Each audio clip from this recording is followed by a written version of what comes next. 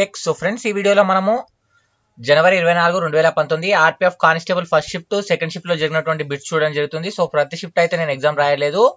Already ఎవరైతే రాశారో వాళ్ళు మెమరీ బేస్డ్ పైన కొన్ని క్వశ్చన్ చెప్పారు. వాటిని నేను ఇక్కడ మీకు ప్రజెంట్ చేయడం జరుగుతుంది. ఓకేనా ఫ్రెండ్స్? సో ముందుగా చూసినట్లయితే ఏ సంవత్సరంలో ఒలింపిక్ గేమ్స్ ప్రారంభమయ్యాయని అడిగారు.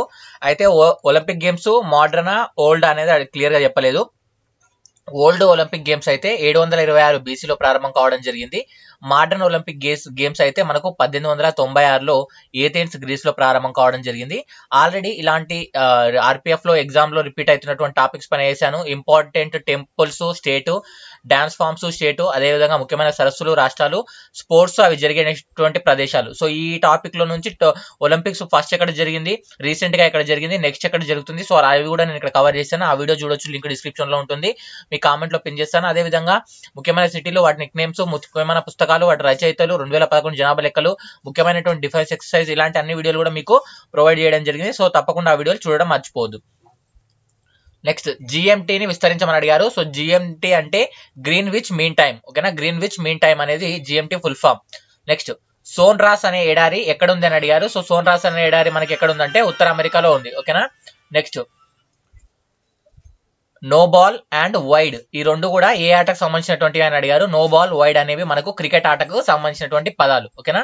సో ఎల్బిడబ్ల్యూ అనేది కూడా మనకు క్రికెట్ కు సంబంధించినటువంటి పదం. ఎల్బిడబ్ల్యూ అంటే లెగ్ బిఫోర్ వికెట్ అనేది అర్థం. ఓకేనా? నెక్స్ట్, గుడ్లు పెట్టే వాటిని ఏమంటారు అని అడిగారు. సో గుడ్లు పెట్టే వాటిని మనము అండోత్పాదకాలు అంటారు. సో వీటిని మనము ఓర్వియస్ అండ్ ఒపారివియస్ అని చెప్పేసి పిలవడం జరుగుతుంది. అండోత్పాదకాలు అంటారు. సో మనకు శిశువులను కనేటువంటి వాటిని మనము, పిల్లల్ని కనేటువంటి జంతువులను మనము లేదా మనుషులను మనం ఏమంటామంటే శిశుత్పాదకాలు అంటారు. ఓకేనా? అండోత్పాదకాలు, శిశుత్పాదకాలు.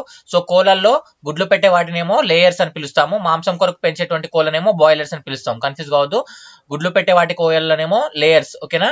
నెక్స్ట్, మాంసం కొరకు పెంచేటువంటి కోళ్ళనేమో బాయిలర్స్ అని చెప్పేసి పిలవడం జరుగుతుంది.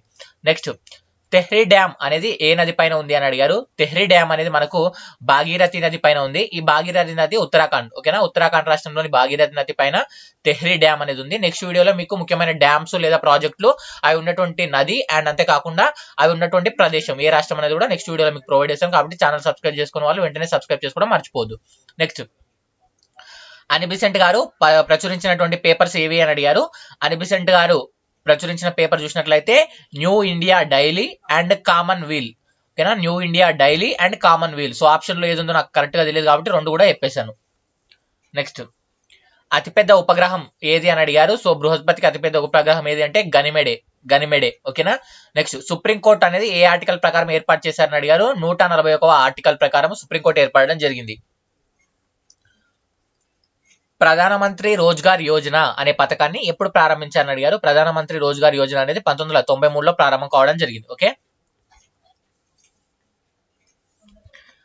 ప్రధాన ఎన్నికల అధికారిని ఎవరు నియమిస్తారని అడిగారు. ప్రధాన ఎన్నికల అధికారిని ఎవరు నియమిస్తారంటే మనకు రాష్ట్రపతి నియమించడం జరుగుతుంది. ఇదే రాష్ట్రపతి మనకు త్రివిధ దళాల అధిపతులను నియమిస్తారు. సుప్రీంకోర్టు మరియు హైకోర్టు యొక్క ప్రధాన న్యాయమూర్తులను నియమించడం జరుగుతుంది. అండ్ వివిధ రాష్ట్రాల యొక్క గవర్నర్లను నియమించడం జరుగుతుంది. ఓకేనా? సో ఇవన్నీ కూడా మనకు రాష్ట్రపతి కిందకి రావడం జరుగుతుంది. రాష్ట్రపతి టాపిక్ పైన ఆడియో వీడియో చేశాను. ఇక్కడ ఐ సింబల్ పైన క్లిక్ చేసి పాలిటీ క్లాసెస్ లో ఫస్ట్ క్లాస్ అదే ఉంటుంది, 20 నిమిషాల వీడియో. తప్పకుండా ఆ క్లాస్ చూడండి. Okay? Next, Palakkad pass. So Palakkad దారి అనేది ఏ రెండు రాష్ట్రాలను కలుపుతుందని అడిగారు. తమిళనాడు, కేరళ. ఓకేనా? తమిళనాడు, కేరళ ఈ రెండు రాష్ట్రాలను పాలక్కడ్ పాస్ అనేది కలపడం జరుగుతుంది. ఓకేనా? Next, WTO world trade organization ఎప్పుడు ఏర్పడింది అని అడిగారు. 1995 సంవత్సరంలో వరల్డ్ ట్రేడ్ ఆర్గనైజేషన్ ఏర్పడింది. నెక్స్ట్, కంగారు యొక్క బేబీస్ ని ఏమని పిలుస్తారని అడిగారు. జియోస్. ఓకేనా? జియోస్ అంటారు, జాయ్స్ అంటారు. ఓకేనా? సో JOEYS అనే స్పెల్లింగ్. ఓకేనా? కంగారు బేబీ పేరు. నెక్స్ట్, MS సుబ్బలక్ష్మి గారు ఏ రంగానికి చెందినవారని అడిగారు. సో మ్యూజిక్, సంగీత రంగానికి చెందినవారు. జపాన్ కరెన్సీ అడిగారు. Japan currency yen. Indonesia currency అడిగారు. Indonesian rupee. Indonesian currency Indonesian rupee. Indonesian యొక్క క్యాపిటల్ జకార్తా. జపాన్ యొక్క క్యాపిటల్ ఏదో మీకు తెలుసు కాబట్టి కామెంట్ లో రాయండి. నెక్స్ట్, వింటర్ ఒలింపిక్స్ 2018లో ఎక్కడ జరిగాయి లేదా 2022లో ఎక్కడ జరుగుతాయని అడిగారు. నాకు కూడా క్లారిటీ లేదు. వింటర్ ఒలింపిక్స్ అని మాత్రం చెప్పారు. సో బిట్ ఏమొచ్చింది తెలియదు. వింటర్ ఒలింపిక్స్ చూసినట్లయితే 2018లో ప్యాంగ్చాంగ్ సౌత్ కొరియాలో జరిగాయి. అండ్ మనకు 2022లో అయితే బీజింగ్ చైనాలో ఈ యొక్క వింటర్ ఒలింపిక్స్ జరుగుతాయి. సో ఆల్రెడీ నేను ముఖ్యమైన స్పోర్ట్స్ అవి జరిగే వీడియో ఎక్కడని చేశాను. ఆ వీడియో చూసే వాళ్ళు చూడండి. Next, Olympic committee Olympic flag ను ఎప్పుడు యాక్సెప్ట్ చేసిందని అడిగారు. ఒలింపిక్ కమిటీ ఒలింపిక్ ఫ్లాగ్ ను మనకు 1914లో యాక్సెప్ట్ చేయడం జరిగింది. నెక్స్ట్, వ్యవసాయం చేపలు పెంచడం అనేది ఏ రంగం కిందికి వస్తుంది అని అడిగారు. ప్రైమరీ సెక్టారా, సెకండరీ సెక్టారా, థర్డరీ సెక్టార్ అని అడిగారు. సో వ్యవసాయం చేపల పెంపకం అనేది మనకు ప్రాథమిక రంగం కిందికి వస్తుంది. ఓకేనా, ప్రాథమిక రంగం. అదే సేవా రంగాన్ని మనము తృతీయ రంగాన్ని సేవా రంగం అని పిలుస్తాము. రవాణా మరియు వస్తువుల తయారీకి సంబంధించినటువంటిది ఏమో ద్వితీయ రంగం అవుతుంది. ఓకేనా, సో వ్యవసాయం, చేపల పెంపకము, అడవుల పెంపకము లేదా తోటల పెంపకం అనేవి మనకు ప్రాథమిక రంగం. సేవా రంగం అంటే తృతీయ రంగం, రవాణా తయారీ రంగం అంటే ద్వితీయ రంగం. ఓకేనా, సో ఫ్రెండ్స్ ఇది ఈ వీడియో నచ్చినట్లయితే లైక్ చేయండి, ఛానల్ సబ్స్క్రైబ్ చేసుకుని వాళ్ళు చేసుకోండి.